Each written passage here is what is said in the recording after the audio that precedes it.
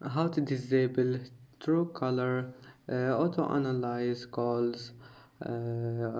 It's easy. First open Truecaller, and then click on your profile here. After that, click settings, and then click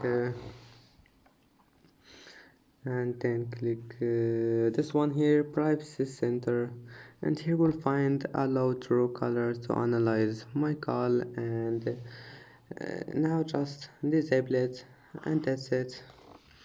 And I hope that can help you. Just go back, it will be saved.